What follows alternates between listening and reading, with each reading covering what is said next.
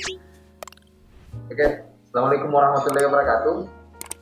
Jadi terima kasih atas kehadiran seluruh narasumber kita hari ini dalam kegiatan FGD atau Fokus Group Diskusi yang kita buat bersama Presensi Institute.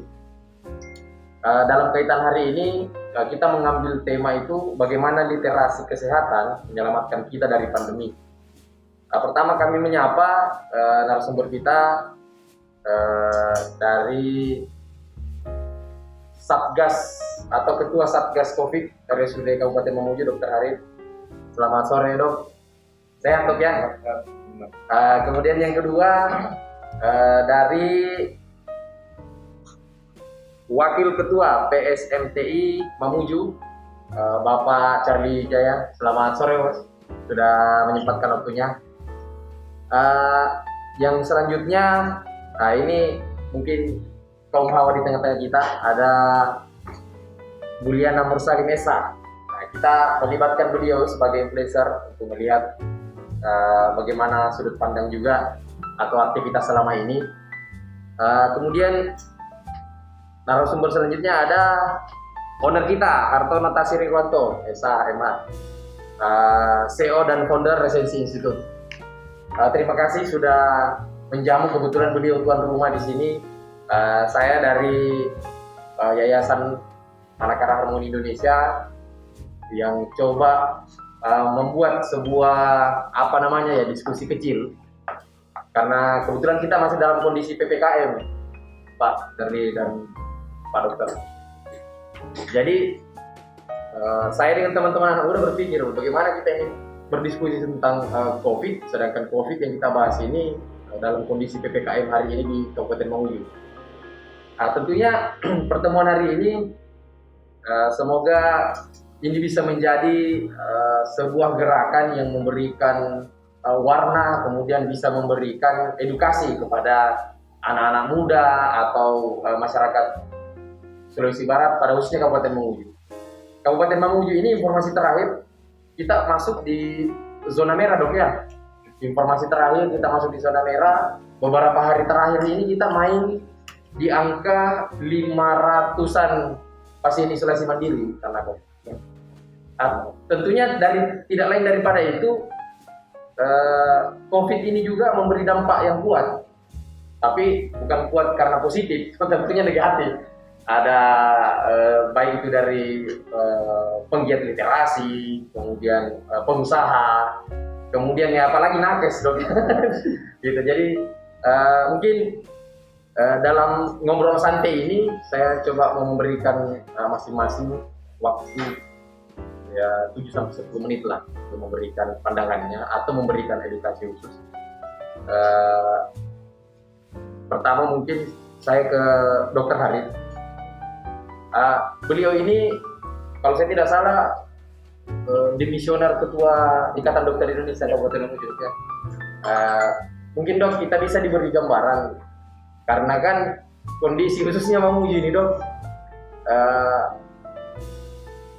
ada beberapa orang yang membuat fenomena baru atau membuat sebuah penafsiran atau narasi-narasi yang mungkin sumbernya tidak kuat, begitu, Dok. Akhirnya itu diadopsi dan menjadi stigma di kalangan masyarakat bahwa COVID kemudian isolasi mandiri adalah kata yang menjadi parno di tengah-tengah kita. Kalau ada orang biasa disuruh antigen atau PCR itu kayak jangan di rumah saya karena takut di rumah sakit. Tapi di sisi lain, di rumahnya itu, di perawatan mandiri itu tidak bisa alat tidak mendukung untuk memenuhi kebutuhannya, apakah dari oksigen ataukah dari pemenuhan kebutuhan nutrisinya. Nah, sehingga mungkin bagaimana pandangannya, Dok, terhadap fenomena ini, dan kemudian apa tanggapan dokter ini terkait perbedaan pendapat di kalangan masyarakat, karena ya tidak bisa dipungkiri, Dok, pengaruh Dr. Luis, pengaruh Simon Samuel ini sedikit mengganggu.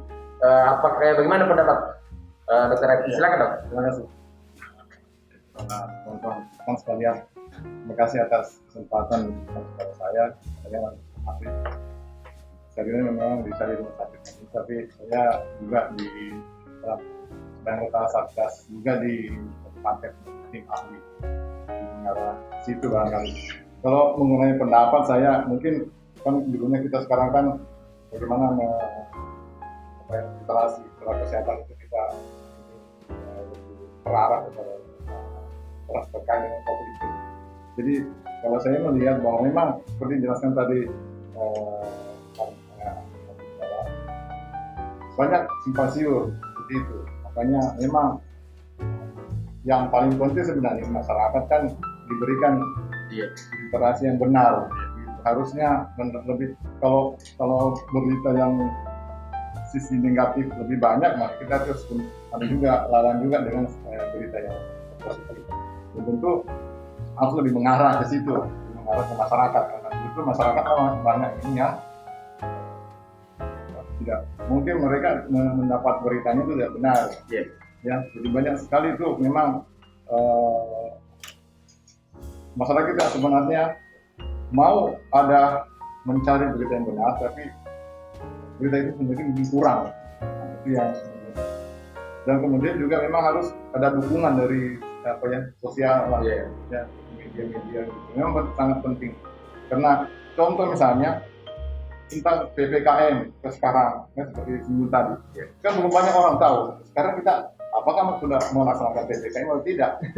Ya, apakah karena ini seperti suasana kalau mengemudi lah kan begini terus tidak kelihatan tidak apakah aparat kita pemerintah sudah memperlakukan kalau memperlakukan bagaimana atau seperti misalnya keharusan isolasi mandiri kapan kita mau isolasi mandiri jarang sekali kalau mereka mendapatkan berita yang tidak benar itu sebenarnya memang sangat merugikan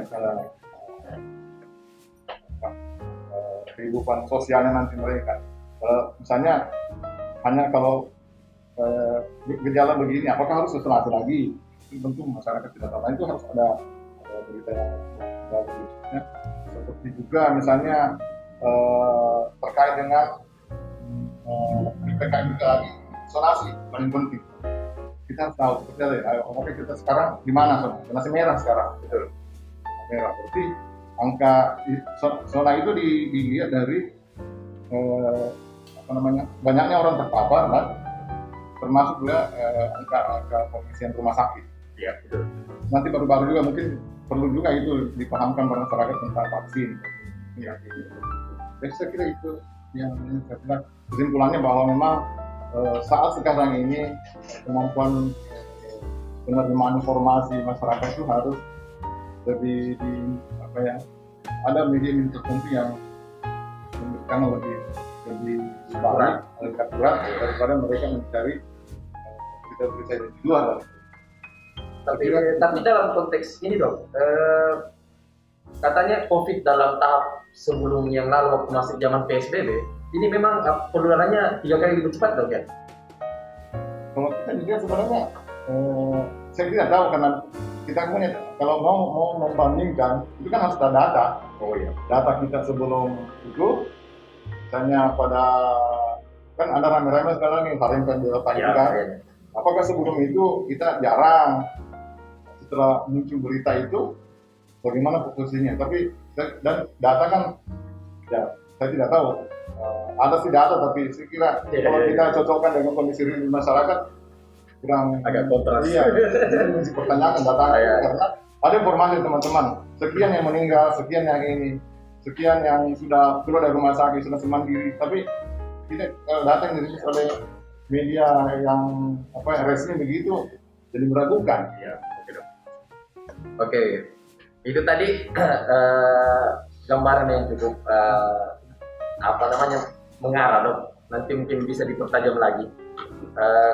Kemudian saya ke Pak Charlie Wijaya. Pak Charlie Wijaya ini baru-baru ini kembali memberikan dukungan kepada pasien isolasi mandiri itu 400 paket, namun baru 200 yang kita turunkan karena kita by name by address dan berbasis data dan tentunya tetap menjaga privasi pasien. Kemudian tentunya paguyuban sosial marga Tionghoa ini yang ada di Mamuju ini sebelum COVID pun Santer agak kencang bergerak di bidang sosial. Begitu Pak Charlie. Jadi mungkin saya mau mendengar pandangan Pak. Yang pertama, sebenarnya apa yang ada di benak Pak Charlie ini sehingga mau coba menelisik terkait saudara-saudara kita yang isoman, kemudian sampai ingin mengetahui sebenarnya ini seperti apa teman-teman kita kondisinya dalam kondisi isolasi mandiri. Kemudian yang kedua, bagaimana, apakah Pak Charlie ini sebagai pengusaha terdampak keras atau seperti apa? Begitu mungkin, silakan Pak. Baik, terima kasih Pak Ketua. Ya, di awal-awal COVID memang kami sebagai pengusaha, saya jawab ya dulu. Yang harusnya masuk di nomor dulu, tetapnya kemana? Jadi kalau dalam dunia usaha memang pada saat COVID, hampir semua pengusaha itu mengalami pressure dan dampak yang sangat keras terhadap bidang usahanya. Di mana tingkat pertumbuhan ekonomi itu dikatakan tidak ada, malah kita defisit ya. Inilah yang mendorong baik dari PSMPI pusat maupun dari provinsi dan kabupaten memutuskan sebuah wacana bahwa bagaimana caranya supaya kita bisa membantu pemerintah, membantu daerah kita untuk mengatasi COVID ini. Apapun juga langkah yang kita lakukan, walaupun kecil, ya paling tidak memberikan manfaat yang positif. Nah, kalau dari segi usaha Pak, kalau COVID-nya hilang, tentu perekonomian ini bisa lebih berputar lagi, ya kan? Bisa lebih berputar lagi, masyarakatnya sehat, orang tidak ragu-ragu untuk berkegiatan di luar, tentu impactnya kepada ekonomi, ya kan? Yang pertama kami lakukan adalah awal-awal membuat disinfektan, melakukan penyemprotan. Yang dirakit itu apa itu Mas? Yang kita rakit? Iya, iya. Sampai dibantu ke rumah sakit. Saya berikan ke rumah sakit daerah, ke rumah sakit regional, ya. Hampir semua lah rumah sakit. Ya walaupun nilainya tidak besar, tapi adalah wujud bagaimana caranya kita mengatasi dan kita peduli, ya kan? Setelah berjalan kita lihat bahwa ini COVID ini nggak ada habis-habisnya. Iya betul. Iya kan? Ternyata nggak menurun. Awal-awal kita lihat bilang Juli. Iya menurun. saya lihat awal saya ingat benar Pak, pada bulan Maret tahun 2019 kalau nggak salah ya, saya keluar itu COVID baru mulai muncul di Hong Kong ya kan, di daerah Tiongkok sana kan. Kemudian sudah mulai menyebar kemana-mana. Kita bilang Indonesia tidak apa-apa, ya kan? Kita daerah panas, Pokoknya jauh lah. jauh. Januari tahun lalu itu. Iya, panas. Begitu kembali ke Indonesia, kenapa justru kita yang mulai di screening? Begitu kita tiba, kita udah di screening. Periksa panas, periksa apa, terus dikasih kuesioner. Pernah panas atau apa, daerah mana kita tuju. Begitu kita balik, semua apa yang disampaikan itu tidak benar. Dalam artinya seperti ini, bahwa berita-berita yang muncul di masyarakat bahwa COVID itu tidak masuk di daerah tropis, ya kan? Nah, seperti yang dokter sampaikan tadi, bahwa pengetahuan yang diberikan kepada masyarakat ini kan tidak tersampaikan dengan benar. Mulai rupanya kan mulai muncul 1, 2, 3, akhirnya menyebar ke seluruh daerah. Ya, nah inilah saya kira yang menjadi tugas kita bersama, bagaimana caranya kita bisa mengatasi barang ini Pak. Karena khususnya untuk pengusaha ya pasti sangat berharap bagaimana caranya supaya COVID ini bisa segera sirna. Terkait dengan yang dilakukan oleh saudara Erwin, saya sangat hormat. Kenapa? Saya setelah berdiskusi dengan beliau, saya lihat ini sangat bagus. Artinya bukan hanya sekedar datang mengunjungi orang, ya kan, membawakan bantuan obat-obatan atau apa, tapi juga memberikan sebuah edukasi kepada pasien yang terpapar. Nah, kembali lagi seperti yang Pak Dokter sampaikan bahwa ini perlu pemahaman benar. Iya. Jadi saya berdiskusi dengan Erwin, apa yang harus kita lakukan? Kami ini kan bukan dari bidang kedokteran. Iya. Tapi juga kan dok, kalau kita sembarang kasih obat Ya, ke orang kan tambah dosis obat. bahaya. Jadi saya bilang kalau kita cuma siapkan masker dengan vitamin sama itu NaCl buat cuci Iya.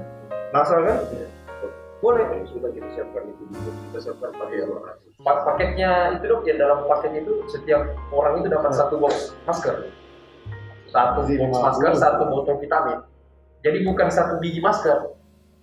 Itu untuk keluarga yang isolasi mandiri dan menemani.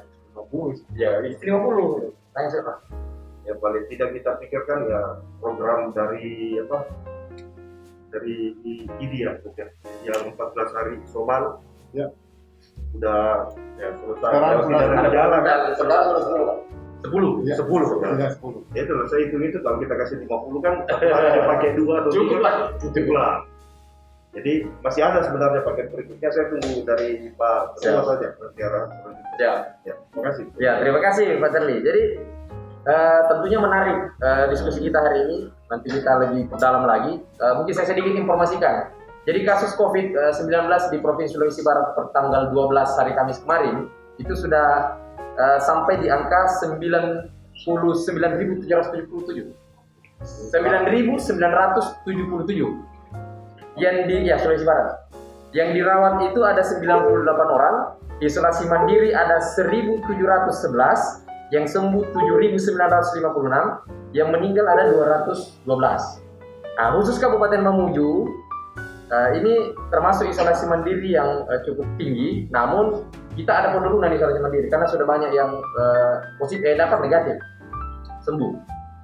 Kita di Mamuju itu positif 2.691, yang dirawat ada 17 orang, isolasi mandiri 478, yang sembuh 2.156, kemudian yang meninggal ada 40 orang. Ini sumber data dari data Dinas Kesehatan Provinsi Sulawesi Barat.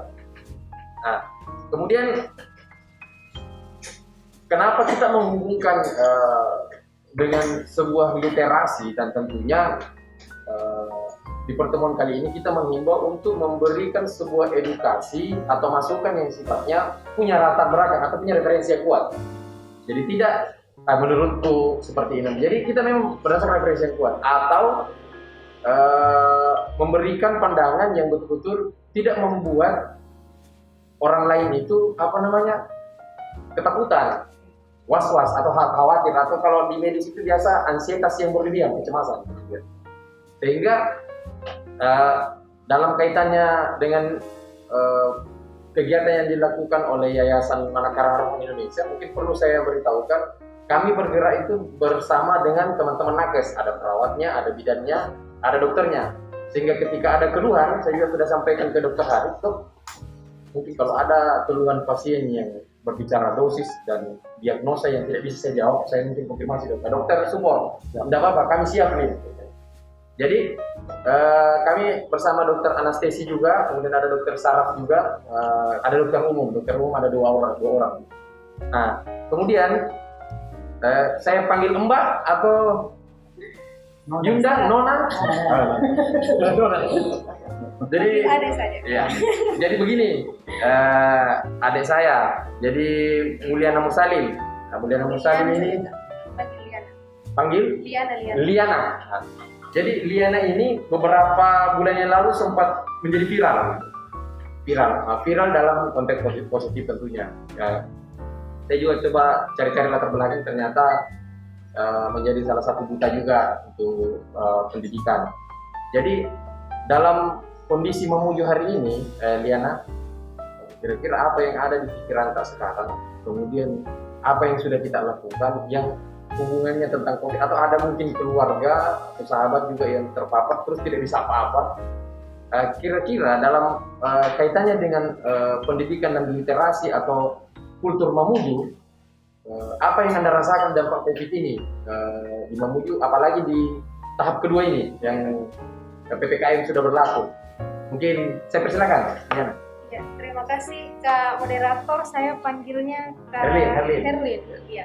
Jadi betul sekali apa yang disampaikan oleh Dr. Hari tadi, masih perlu edukasi dari pihak masyarakat juga terkait dengan informasi seputar COVID ini disebutkan juga dari pemateri yang satu, pembicara yang satu. Mungkin kalau saya lebih menarik ini pada tema kita, bagaimana sebenarnya literasi kesehatan, apakah itu bisa menyelamatkan kita dari pandemi.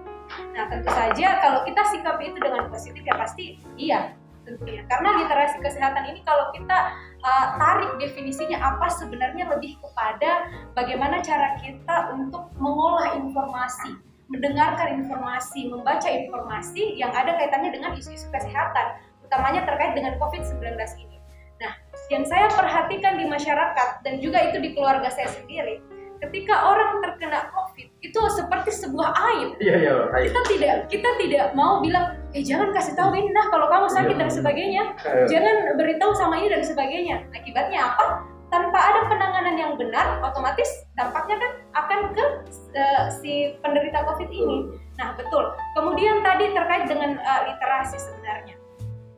Saya sebagai seorang pemuda di sini memandang itu sebenarnya kita sebagai pemuda itu terkait dengan literasi kesehatan ini perlu juga adanya menyaring informasi. Nah, karena kita tidak bisa nafikan, Kak, orang-orang tua kita itu mungkin tidak mendapatkan situs-situs yang resmi terkait dengan COVID. Yeah. Hanya mengandalkan WA semata, pesan WhatsApp.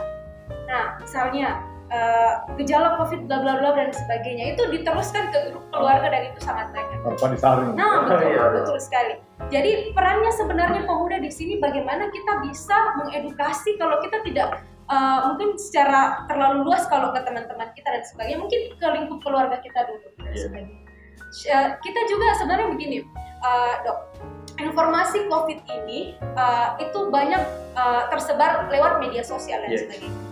Otomatis kalau kita tidak mampu menyaring ya otomatis dampaknya akan ke kita juga seperti itu. Dan mungkin kalau saya seperti itu, Kak, menyaring informasi dulu, kemudian kita infokan ke keluarga kita, teman-teman kita dan sebagainya.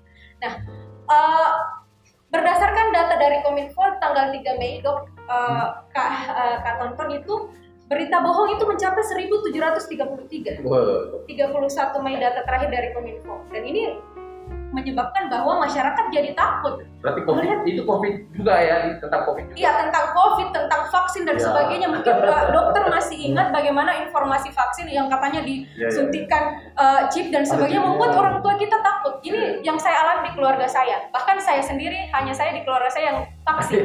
Serius ini. Karena mereka takut katanya nanti kita sakit dan sebagainya, siapa yang akan bertanggung jawab. Karena informasi yang masuk ke mereka itu tidak tersaring dengan baik, dan kita juga sebagai pemuda diam-diam saja tidak seperti itu. Jadi menyampaikan informasi dari keluarga terdekat, menyampaikan itu ke teman-teman kita dan sebagainya, dan jangan terlalu sembarang atau gampang share informasi yang kalau kita tidak validasi dulu. Ya makanya jempol kita ini teman-teman milenial yang banyak dilihat, mungkin kalau saya share kasus COVID dan ternyata itu tidak benar, itu kan yang lihat berapa. Nah, jadi difilter dulu, kita validasi kebenarannya dan sebagainya. Sebenarnya peran pemuda di situ sebenarnya, Kak. Jangan hanya melihat informasi COVID yang tidak bisa dari sumber ini dan sebagainya, grup WA dan sebagainya. Jadi peran pemuda mungkin penting ya. Berarti kegiatan kita hari ini sangat penting. Iya, sangat penting sekali. Saya sangat apresiasi. Ya, makasih Liana. Jadi sebenarnya ini juga berangkat dari keresahan. Sebelum bagaimana caranya kita ini dikumpul pemuda baru ditanya, coba bantu saring ini informasi. Ternyata agak susah, makanya saya biasa live Facebook pribadi. Tapi viewers itu cuma 8. Tapi alhamdulillah bisa dibagi, maksud saya agak susah. Jadi saya berpikir, saya diskusi dengan tonton, dia bilang kita kasih saya. Mudah-mudahan ini bisa berdampak positif tentunya, dan kenapa kami menghadirkan Pak Charlie, kemudian Dr. Haris, kemudian dari Diana, kemudian dari Tonton, itu tentunya kami juga punya dasar karena kekuatan pemuda di Mamuju ini sangat berdampak bagus. Sampai hari ini Pak Charlie pun menggunakan pemuda sebagai sumber daya manusianya juga dilakukan, termasuk ada siapa? Mamuju bergerak ya, ada Bayu bisa bantu untuk sepengetahuan yang dia ketahui untuk berbagi dengan teman-teman lain. Kemudian selanjutnya Pak Hartono atau Ketua Hartono biar saya panggilkan. Beliau ini sudah bergeliat di dunia literasi sudah lama. Kami juga sudah kenal mungkin dari kecil sampai hari ini, dan saya coba buat diskusi bagaimana caranya Tom ini saya bisa dibantu untuk kita memberikan edukasi yang baik dan tepat untuk masyarakat, karena ya sepengetahuan saya tentang kesehatan itu adalah mencegah lebih baik daripada mengobati. Sehingga ini sangat cocok untuk COVID itu.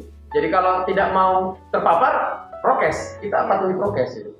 Nah, mungkin saya persilakan kepada Tuan Tasik, silakan. Terima kasih. Assalamualaikum warahmatullahi wabarakatuh. Salam. Selamat sore, salam sejahtera untuk kita semua.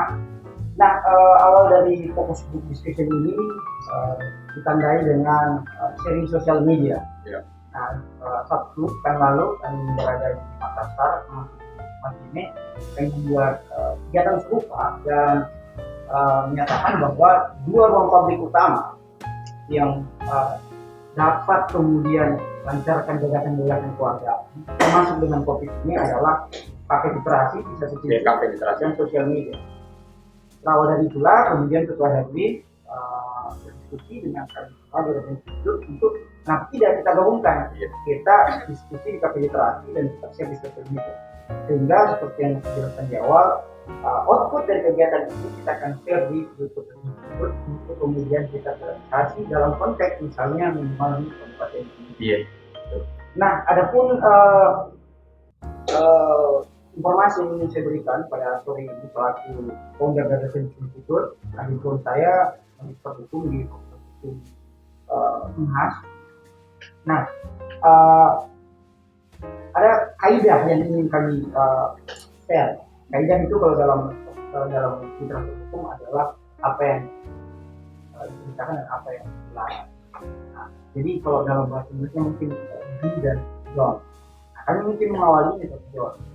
Atau dalam artian apa sih yang tidak boleh seperti kita lakukan. Dan nanti di akhir kita akan jelaskan juga apa yang tidak boleh kita lakukan. Nah, pertama ada 3 hal yang tidak boleh kita lakukan terkait dengan COVID ini.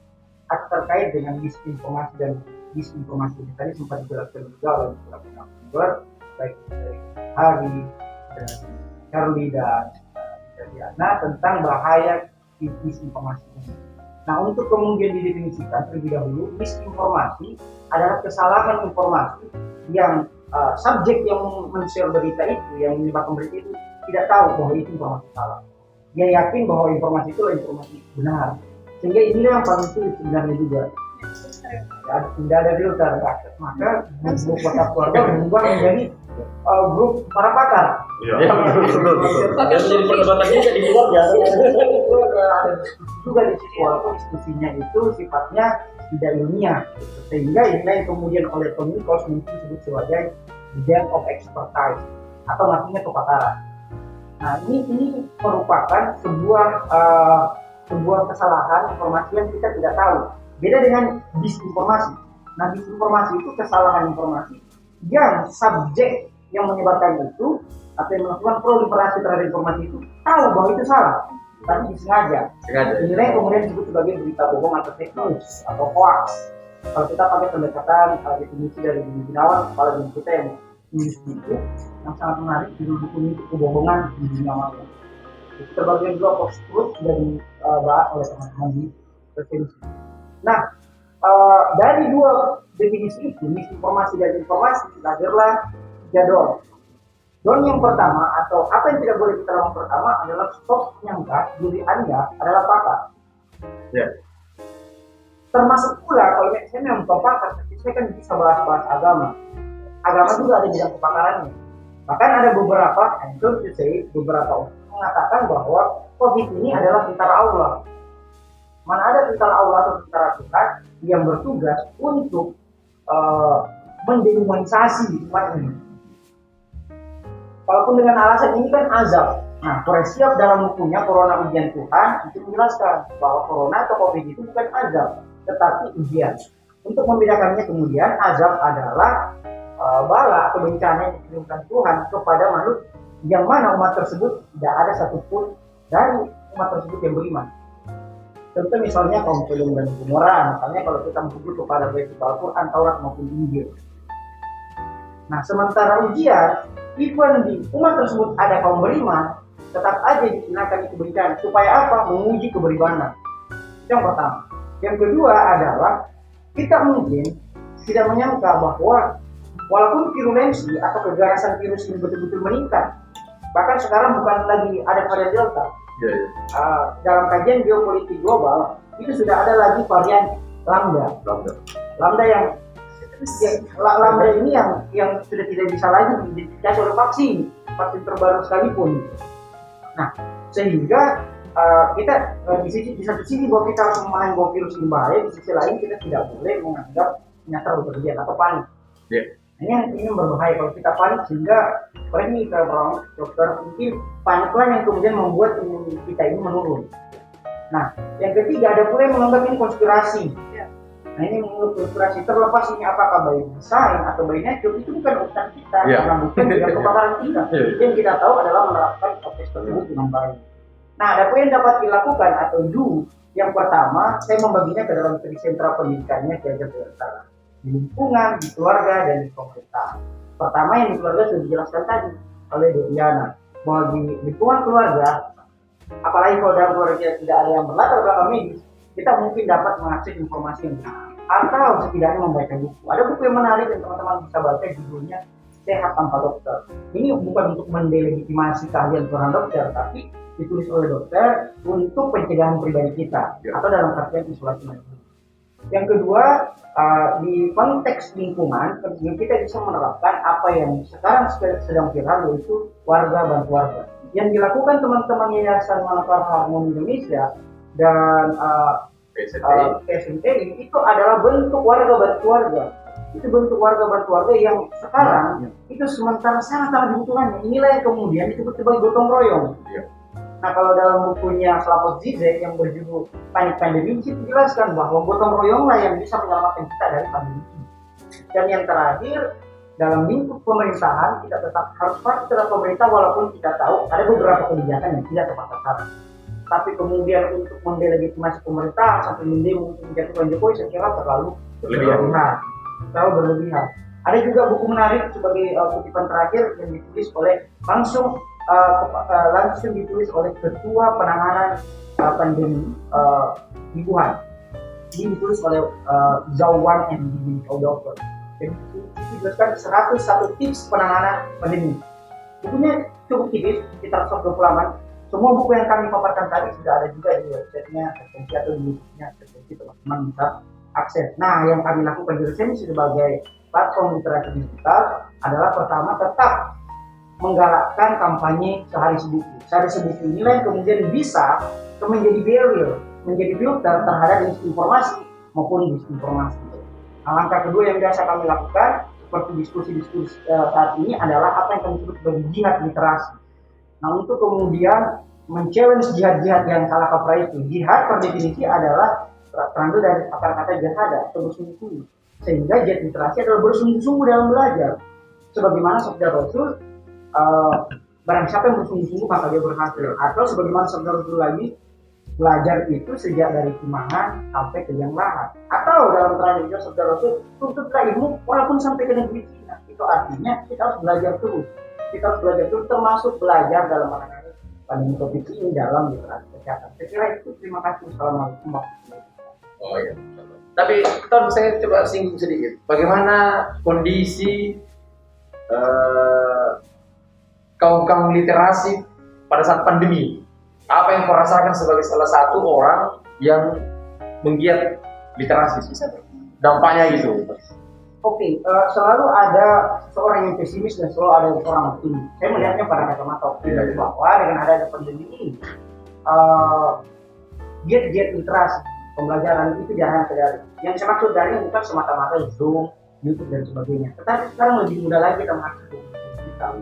Dulu susah sekali orang misalnya, karena mantan ketua cabang, saya juga dulu aktivis, susah sekali menghubungkan pemateri-pemateri handal. Seperti sekarang ini. Kayak sama sekarang susah. Serius. Sekarang yang ada pandemi, ada Zoom, ada YouTube, ada diskusi podcast kayak seperti ini. Itu lebih mudah. Dan dalam hal buku juga, ada beberapa rekomendasi aplikasi yang memudahkan kita untuk membaca secara digital. Misalnya Pusnas, itu gratis dari pemerintah. gratis. Misalnya Gramedia digital, kita hanya sewa 45.000, bisa mengakses seluruh buku yang ada di Gramedia digital. Kan banyak sekali lagi platform gratis yang bisa membuat kita membaca. Dulu saya bedah buku di Kabupaten Poman, katakan susah kami Pak, dari toko buku sama harus itu kurang toko buku. Tetapi bagaimana pintar-pintarnya kita untuk mencari celah-celah lain. Itulah yang disebut sebagai optimisme dalam literasi. Ya, jadi menarik ya terkait masalah dampak kemudian masalah literasi. Jadi mungkin dalam forum ini bisa saya sampaikan bahwa teman-teman yang disebutkan tadi Saudara Hartono terkait akses kemudian ruang-ruang baca, kita sangat banyak dan mudah. Jadi mungkin untuk menambah referensi kita dalam menyikapi sesuatu dan memberikan edukasi, kita bisa mengakses itu. Terima kasih keempat narasumber kita pada sore hari ini. Saya mau kembali ke Pak Dokter, ingin bertanya dan bisa mungkin sedikit mengulas. Dok, ini kan isolasi mandiri di Sulawesi Barat 6 kabupaten Mamuju agak tinggi, Dok. Ya, saya mau tanyakan, mungkin kita bisa memberitahu masyarakat khususnya di Kabupaten Mamuju, bagaimana sebenarnya, Dok, isolasi mandiri yang baik dan benar itu sebenarnya, Dok? Karena saya ragu 500 orang isolasi mandiri ini tidak berkeliaran, ada yang tidak? Pasti ada. Iya, maksud saya coba kita sampaikan, Dok, yang benar dan baik itu seperti apa isolasi mandiri? Apakah diisolasi diri kita atau dikurung? Nah itu, begitu, Dok. Silakan, Dok. Ya, terima kasih.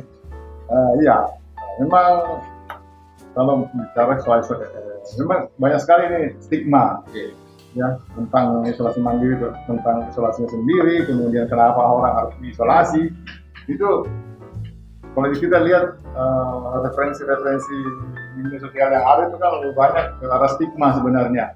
Kalau Anda sudah diisolasi, seolah-olah itu mereka ya, seperti disingkirkan seperti aib lah apa. Sebenarnya itu gunanya supaya memutus karena begini, kapan pandemi ini berakhir setelah infeksi itu penularan infeksi itu diputus. Kalau itu kita bisa, apa yang membuat Wuhan berhasil secepatnya? Oleh karena mereka tuh berhasil memutus itu.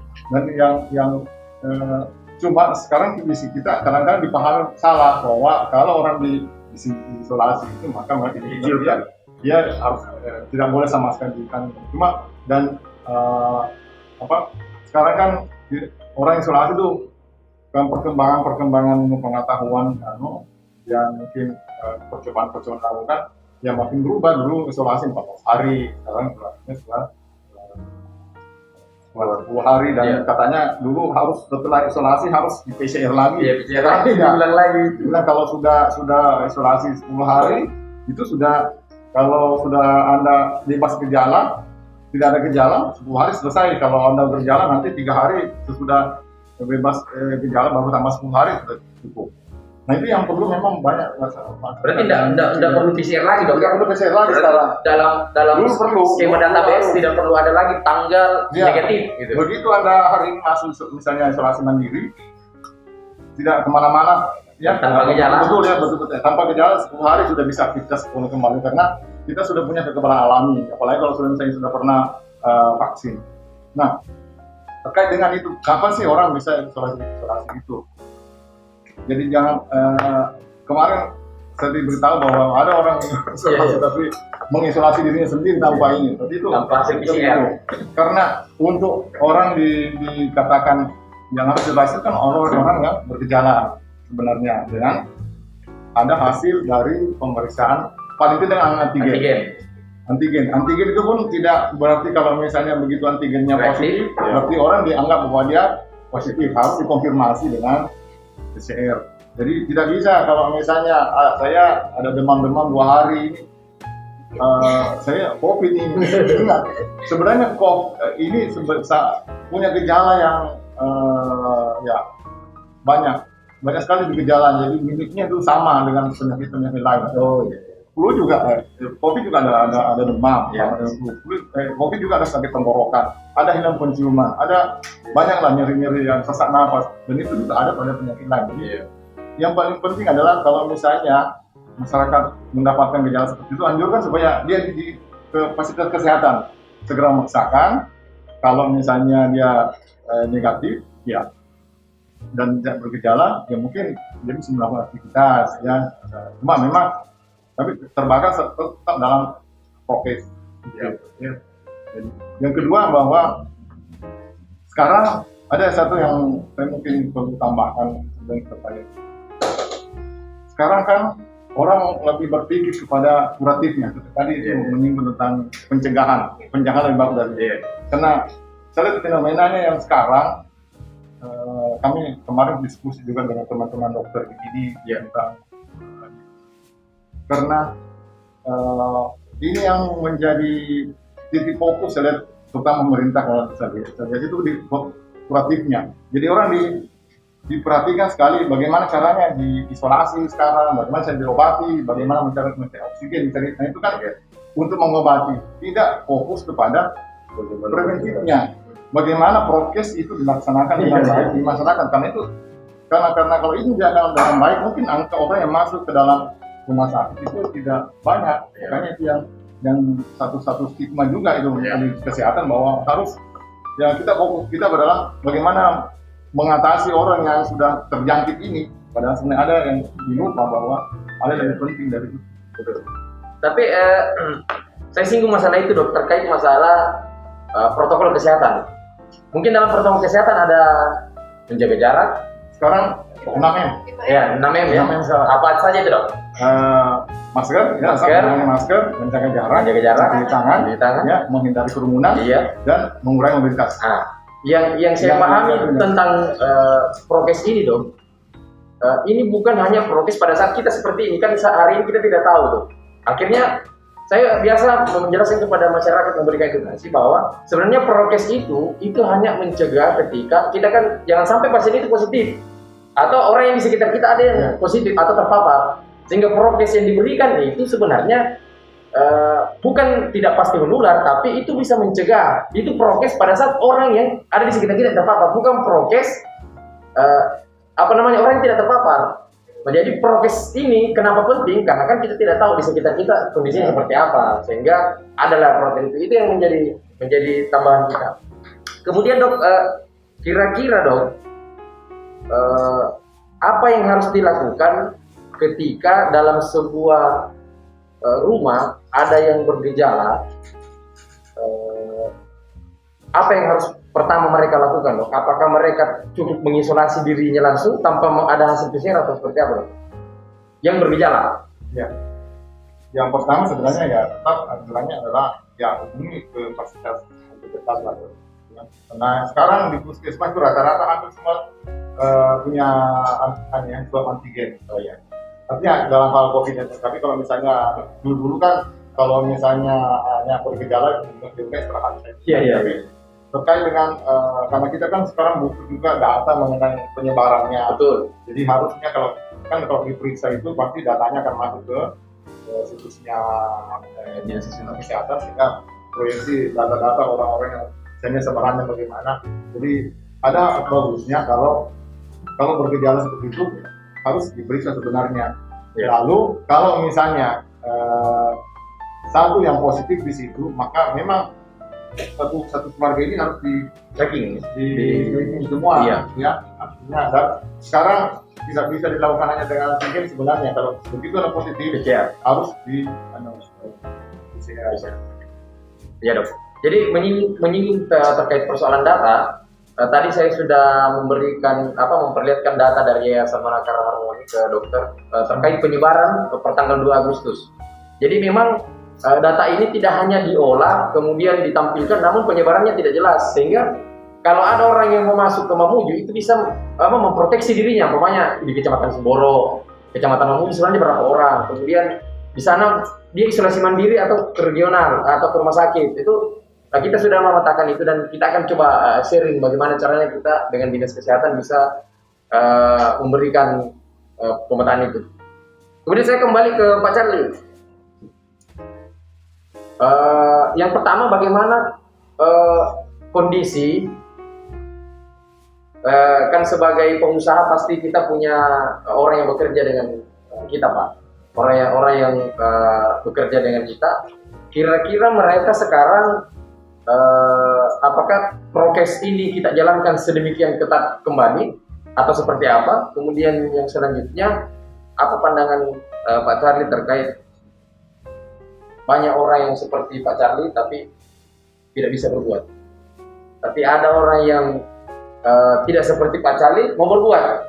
Itu silakan. Baik, terima kasih. Ya tentunya kalau saya sih secara pribadi ya, segala anjuran pemerintah yang harus kita patuhi, harus kita ikuti.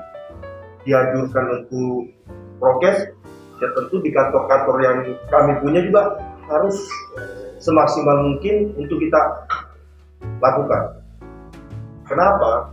Ya, seperti yang saya katakan tadi, kalau kita semua sehat, kita masih bisa berpikir, kita masih bisa bekerja, dan kita masih bisa menghasilkan. Tetapi kalau kita sakit, ya kita tidak bisa berpikir, tidak bisa menghasilkan, ya kan? Dalam usaha kan cuma ini, harus bisa berhasil dan menghasilkan. Tentu kita harus sehat, makanya kita harus sehat. Gimana caranya supaya sehat? Iya. Ya kan? Kalau progres di lingkungan kerja saya wajib. Tapi saya dengar Pak Charlie cepat vaksin pertama ya di bulan Maret ya tadi. Kenapa Ya. cepat vaksin Pak Charlie? Ya namanya upaya pencegahan. ya kan? Kita Luar biasa. kita harus mencegah. Artinya gini Pak, kalau saya sih sendiri berpikir bahwa nggak mungkin barang ini mau dikeluarkan kalau tidak aman. Iya kan? Iya. Tentu sudah melewati beberapa tahap uji coba. Iya, Bahkan sebelum saya kan orang di luar yang pertama melakukan vaksin kan sudah beratus ribu orang kayaknya. Jadi nggak perlu kita takut. Siap. Harus kita berani. Oke. Kemudian mungkin saya mau ke Liana. Kira-kira apa yang mau ditanyakan kepada Pak Dr. Hari? Saya diberikan kesempatan. Iya, silakan. Katanya. Mungkin yang ingin saya tanyakan ke Dokter Hari ini, sejauh mana sih Dok upaya Dokter Hari ini, kan COVID ini tidak hanya ada di kota ya Dok ya, masih ada di kampung-kampung juga, dan kebanyakan masyarakat di kampung itu mungkin masih cukup awam dengan COVID ini, bahkan masih cenderung ada gosip di sana demam, nanti tuh dia COVID jangan mendekat dan sebagainya. Jadi sejauh mana sih sebenarnya upaya pemerintah atau mungkin dari dinas kesehatan atau mungkin pihak tenaga kesehatan ini mensosialisasikan kepada masyarakat yang betul-betul mungkin yang jauh dari perkotaan yang terkait dengan penanganan COVID ini. Apakah sudah ada tim khusus untuk ke sana atau bagaimana Pak? Karena perlu ya Pak penyebaran ini merata ya. Iya. Terima kasih. Bagus saya kira. Cuma mungkin ini ada soalan saya di sini. Iya betul. Karena gini, Beralasan saya dinas kesehatan itu, saya bicara dengan dinas kesehatan dulu. Itu kan membaik puskesmas dan di dalam strukturnya memang ada yang bertugas seperti itu. Kalau nggak salah namanya ini ya puskesmas ya, kesehatan masyarakat, dan itu mereka punya jaringan. Dan ini sebenarnya yang harus jadi ujung tombak lah untuk kemudian memasyarakatkan ini, dan itu satu dari sisi pemerintah.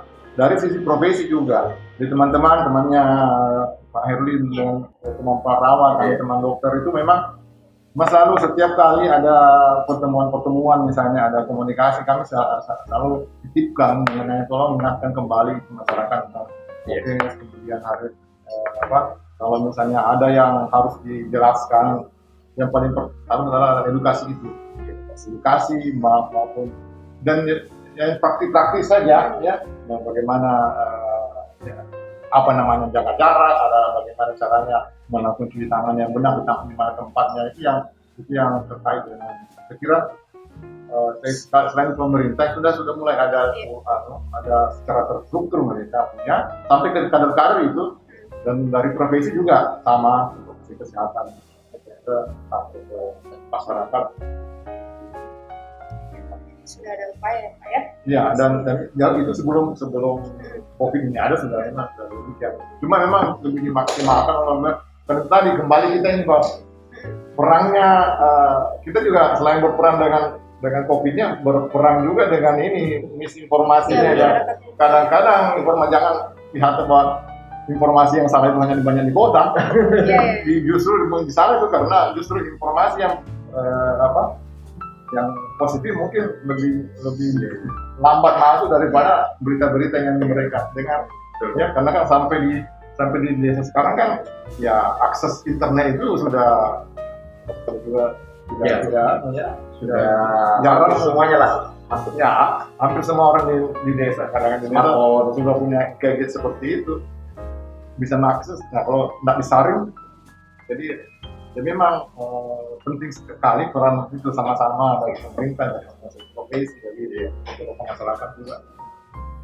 Jadi bukan hanya tenaga kesehatan, Iya, tapi masyarakat bukan juga tanggung jawab dari Iya. tenaga kesehatan pemerintah, saya kira. Warga berkeluarga ya, Jadi karena COVID itu adalah tanggung jawab kita bersama. Iya, tepat. Mari saling jaga ya. Iya.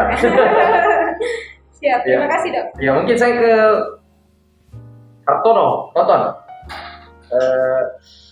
Mungkin ada yang mau ditanyakan, Ton?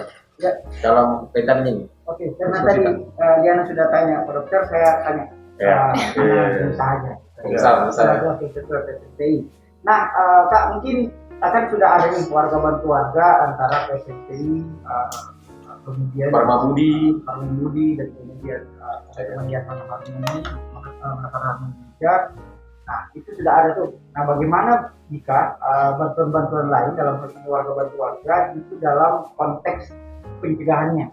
Nah, pencegahan yang kami di sini adalah edukasi. Nah, edukasi kan penting juga. Nah, kalau tadi yang sempat saya dengar bahwa sudah ada bentuk yang sifatnya sampai bantu keislaman ini, bagaimana kalau sebelum itu lagi dalam hal ini dalam hal pencegahan dalam hal ini aspek edukasinya untuk memberantas ini misinformasi dan disinformasi. Apakah kira-kira ada tawaran dari PSSPI bagi teman-teman nanti, misalnya teman-teman media yang akan melihat ini atau teman-teman lembaga edukasi, termasuk kami juga di resensi siap untuk membackup kegiatan-kegiatan dari teman-teman dalam rangka warga bantuan. Oh iya, jadi terkait masalah pencegahan ini, Pak Cardi, kan kemarin sempat APD juga dikeluarkan untuk rumah sakit ya. Kemudian vitamin, masker. Kira-kira seperti apa lagi? Saya kira kalau upaya-upaya kesehatan ya seperti yang tahu kami dari PSSP itu selalu berusaha untuk siap berkolaborasi, siap untuk saling mendukung ya, tentu dengan batasan-batasan yang kami miliki ya. Kami nggak ada masalah sih sebenarnya, mau bentuknya seperti apa, kalau kami bisa support pasti kan kita support kebutuhan ya. Yang jelas yang paling utama kita harus satu visi dulu, programnya seperti apa, kalau bisa kami terima kami pasti support. Seperti yang disampaikan oleh Pak Ketua kemarin, visi kami seperti ini Pak, jalannya seperti ini. Oke, saya bilang sama Pak Erwin, silahkan Anda yang sebagai eksekutor, saya support. Saya nggak maju di depan, Anda yang turun sebagai eksekutornya. Karena program Anda sudah bagus, ya kan? Saya cuma titip aja, saya cuma titip bingkisan, ya, untuk membantu saudara-saudara kita yang sedang melakukan isolasi. Mungkin ada keterbatasan karena yang namanya isolasi mungkin tidak sempat untuk pergi keluar, tidak bisa untuk membeli ini atau apa ya. Ya sekalian juga bentuk support lah ya, bentuk support bahwa mereka bersosialisasi ini loh yang bisa digunakan secara seperti itu. Ya, kalau dari literasi saya pikir kalau sekarang kenapa tidak? Kuat ya. Silakan masih ada. Mungkin saya tanggapi, kami misalnya di resensi selalu dalam setiap tahun ada rangkaian kegiatan. Masih misalnya dengan Bank Indonesia kami pernah membuat edukasi keuangan agar bagaimana anak-anak kita di Bank itu melek dalam edukasi keuangan baik menabung atau investasi. Nah berkaitan misalnya kesehatan, kenapa tidak misalnya kita buat sempat juga kami buat sama tes di 2020 akhir. Nah karena itu kita buat semacam literasi kesehatan dalam bentuk lomba untuk pemuda, sehingga misinformasi itu dapat kita berantas. Dalam hal ini misalnya lombanya dalam bentuk resensi buku bertema kesehatan. Nah, adapun misalnya penentuan pemenangnya berdasarkan jumlah view-nya misalnya kan, itu kan sisi pertama orang yang berlomba-lomba baca buku, anak muda, dalam hal ini harus orang muda. Yang kedua, selain dia berlomba-lomba baca buku, yang kedua mereka berlomba-lomba men-share tulisannya, ya hasil karya tulisnya, karena ukuran pemenang adalah ditentukan dari jumlah view, sehingga semakin viralnya apa-apa. Nah, untuk itu kami Sandara Institute memohon jika ada pihak-pihak terkait untuk bisa kita berkolaborasi baik itu. Itu bisa mengalihkan perhatian juga dalam Bisa konteks pandemi. betul. Apakah itu teman-teman dari Yayasan Karena maupun dari IDI ataupun dari PSNC atau anak muda, semua kita sama-sama berkolaborasi dalam rangka warga berkeluarga. Saya kira itu. Terima kasih. Kalau Silakan. kalau itu ya prinsipnya online, saya kira itu lebih membantu program supaya orang tetap di rumah. Iya. Ya, jangan bisa sampai Ada aktivitas tambahan. aktivitasnya lebih menyenangkan di rumah. Searching buku-buku dan memberikan tulisan itu lebih bermanfaat daripada harus keluar Iya, kemana-mana. karena data tadi tuh di usia 24 tahun Iya. di Kabupaten Mamuju itu paling rentan 24 tahun. Karena bisa lebih mobilisasinya tinggi. daripada main game saja kan. Iya, bagus. Kita buat seperti itu menarik. Iya, iya. Itu menarik untuk mengajak. Tetap temanya ke pandemi juga. Iya. Itu menarik. Biar lebih produktif juga daripada main game saja ya. Namanya pandemi ini ya harus kita Semua cara. satu Kreatif. kita berkreasi, Iya. harus kita menggempur dari segala Semua sisi. sisi. Iya, apalagi sudah ada duta literasi. Baik, udah literasi. Itu bagus Iya, iya. kreativitasnya. Dan saya baru tahu, saya biasa lewat di sini. Iya. Oh, presensi. Tapi saya nggak tahu isinya di dalam. Baik apa. literasi pun. Jadi Jadi kopinya dia berbasis literasi. jadi rupanya di sini kumpulan pemikir. Iya, Kalau saya bilang ya, Asli pemikir. kumpulan orang pemikir yang ada anak-anak muda yang mau Iya. berpikir untuk daerahnya. Iya. Sudah terbagus karena basisnya kan YouTube, Iya. Instagram. Nah, saya Pak Februari sedikit. Oh, iya. Mungkin selanjutnya bisa dihadirkan semua dokter-dokter spesialis di sini. Dia Kita buat lebih podcast. iya menguatkan. Masing-masing yang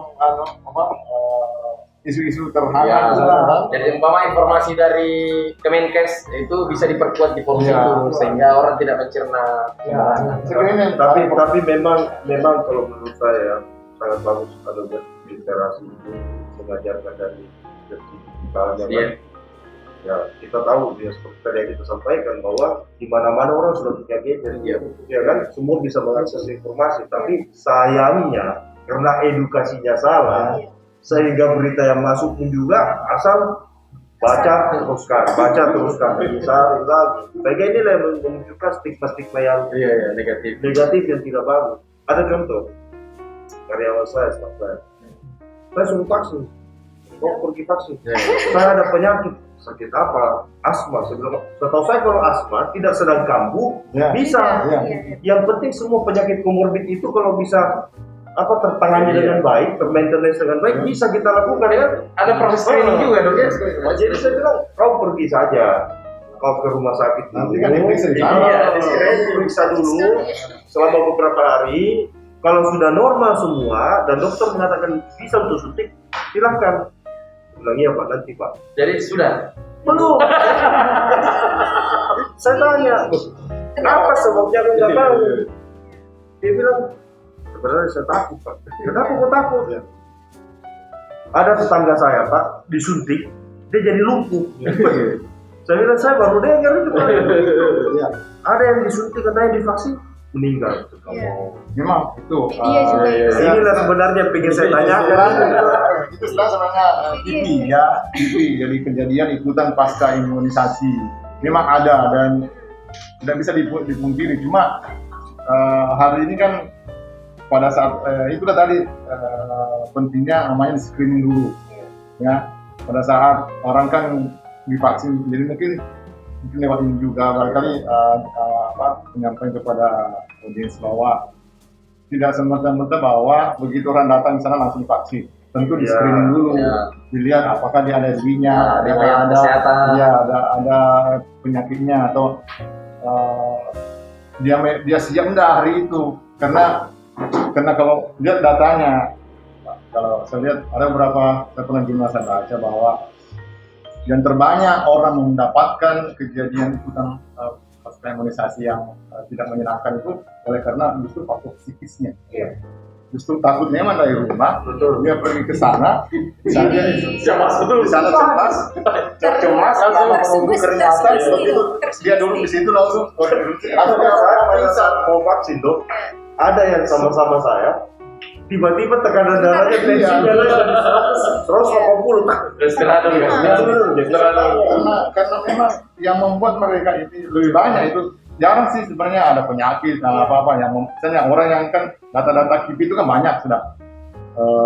Tapi kebanyakan itu demikian justru merasa bahwa ada orang tiba shock jatuh di situ misalnya baru merasa bahwa itu ini akibatnya padahal sebenarnya dia sudah udah capek, stres, begitu dia lalu jatuh. Padahal dia sudah punya penyakit jantung mungkin dia terlanjur kaget. Dia sudah punya penyakit sama sekali. Sebenarnya sudah sekejap diperiksa. Nah, kalau ini diekspos orang bahwa begitu divaksin langsung dia lumpuh misalnya, itu yang berbahaya. Bahwa ada memang sih. Iya. Kemarin memang ada tidak dipungkiri bahwa setiap kali vaksin apapun sebenarnya dari dulu begitu ada. Cuma banyak di blow up sekarang ini karena Ada COVID-nya. Ada COVID. Dulu orang vaksin campak begitu juga difteri begitu juga. Ada kadang-kadang demam, tidak enak perasaan. Tapi ini artinya setiap kali vaksin pasti akan bisa terjadi begitu. Nah itu gunanya screening dulu. Sebenarnya juga dok, media juga sebenarnya paling penting di sini. Sebenarnya paling Saya. penting. Karena kenapa misalnya yang sakit itu misalnya 1:1000, satu yang sakit 1000 yang lainnya sehat. Tapi kenapa yang justru yang diambil media, masyarakat kita yang tidak tahu, jadi seperti itu. Jadi media juga seharusnya dihadirkan di sini ya. Bagaimana sebenarnya media ini, bagaimana karena kebanyakan media itu tidak semuanya ya, tapi ada beberapa media yang memang lebih menguntungkan viewersnya berapa. Tidak peduli apa dan sebagainya. Kenapa itu yang sehat-sehat misalnya yang 1000 sehat, kenapa tidak pernah diupload di media dan sebagainya? Yang diupload itu yang sakit. Jadi yang tersebar di masyarakat takut. Ada kaitannya dengan banyak ada katakan bahwa prinsipnya orang-orang yang memang senang dengan berita gitu. Karena cenderung orang tuh mencari berita yang dia suka. Judulnya aneh-aneh. Iya, kalau ini memang konotasi pikirannya ke yang seperti COVID ini konspirasi. Ya cari deh berita semua itu ada konspirasi. Tapi saya mau tanya dok, kira-kira adakah kemungkinannya COVID ini menjadi seperti sebuah penyakit endemik seperti kayak flu? Ya itu penting. Ada kemarin penjelasannya kalau nggak salah ada di YouTube juga itu penjelasan. Saya lanjut dulu. Iya. Itu juga. Karena kita melihat Kita masih punya 15 menit lagi. Dia bilang suatu saat kita akan hidup dengan COVID ini, sama seperti kita hidup dengan flu. Itulah namanya herd immunity. Kalau herd immunity kita sudah dapat, berarti kita akan hidup berdampingan sama dengan tipe, sama dengan flu, sama dengan batuk, common cold namanya ya, flu biasa dengan apa. Dan orang tidak akan terpengaruh lagi. Itu kalau kita sudah mendapatkan sekitar 70% dari populasi itu tervaksin. Berarti bukan lagi imunitas kita yang harus beradaptasi dok ya? Kan imunitas itu bisa alami, kita terinfeksi misalnya. Nah kemarin menarik ada kata dari Satgas Covid-nya dari Jawa Timur pada saat dibilang kita ini Jawa Timur sudah vaksin 20%, orang terinfeksi itu sudah 60%. Berarti sudah 40%. Berarti kita sudah mendekati, karena kalau di literatur mengatakan bahwa kalau 70% dari komunitas itu sudah terinfeksi, entah buatan atau alami, maka itu herd immunity tercapai. Karena dulu tahun 18 sekian itu ada kan flu Spanyol, dan itu orang jumlah kematian malah justru lebih banyak dan orang dulu tidak divaksin. Tapi kenapa begitu tercapai yang 70% orang terinfeksi ini langsung dia turun sendirinya. Nah itu sekarang karena kan tidak mungkin kita tunggu dulu semua terinfeksi. Makanya harus ada infeksi buatan seperti vaksin itu, sehingga kalau sebenarnya angka 60-70%-nya sudah bisa dicapai bahwa orang sudah artinya mendapatkan imunisasi seperti itu, ya kita hidup otomatis yang terinfeksi kan semakin kecil kan, jadi yang dirawat juga semakin kecil, beritanya yang muncul pun juga sudah terbenam. Akan turun sendirinya itu keadaannya. Mudah-mudahan itu bisa segera. Makanya program pemerintah sekarang karena tidak mungkin terus begini, makanya vaksin ini harus tetap galakkan itu sekarang. Jadi mungkin begitu Pak Charlie terkait masalah bagaimana kita akan beradaptasi dengan wabah ini. Jadi mungkin sebelum saya mengakhiri pertemuan kita sore hari ini, di vaksin tadi kita memang punya kasuistik terkait ada orang yang lumpuh. Namun dalam proses vaksin ini ingin kita informasikan kepada masyarakat bahwa tentunya tidak dalam kondisi sengaja. Kemudian ada yang namanya pasien, ada namanya vaksinator, ya ada tentunya human error. Nah, jadi namun untuk mengetahui itu semua kita tidak mungkin mengeneralisasi semua keadaan bahwa satu lumpuh divaksin semua akan lumpuh. Itu tidak mungkin. Tapi coba bagaimana masyarakat menuju hari ini melihat siapa saja yang sudah divaksin dan bagaimana kondisinya. Itu yang perlu kita tegaskan. Dan kemudian yang terakhir mungkin, jika Anda tidak ingin divaksin, tidak apa-apa. Cukup jangan mempengaruhi orang untuk tidak divaksin. Mungkin itu saja. Dan kami ucapkan terima kasih kepada seluruh narasumber. Dr. Hari, terima kasih Pak Charlie, Liana, Tonton. Semoga kita bisa bertemu di lain waktu dengan kondisi yang lebih baik dan tentunya diskusi yang lebih bisa memberikan edukasi kepada masyarakat. Mudah-mudahan judulnya nanti di YouTube bisa masyarakat Mamuju lah yang bisa menonton semua ini, bisa memberikan pertanyaan yang kemudian kita bisa melaksanakan kegiatan selanjutnya untuk menjawab pertanyaan-pertanyaan tersebut. Terima kasih kami ucapkan kepada seluruh kru Resensi Institut atas dukungannya. Wabillahi taufiq wal hidayah. Assalamualaikum warahmatullahi wabarakatuh dan selamat sore.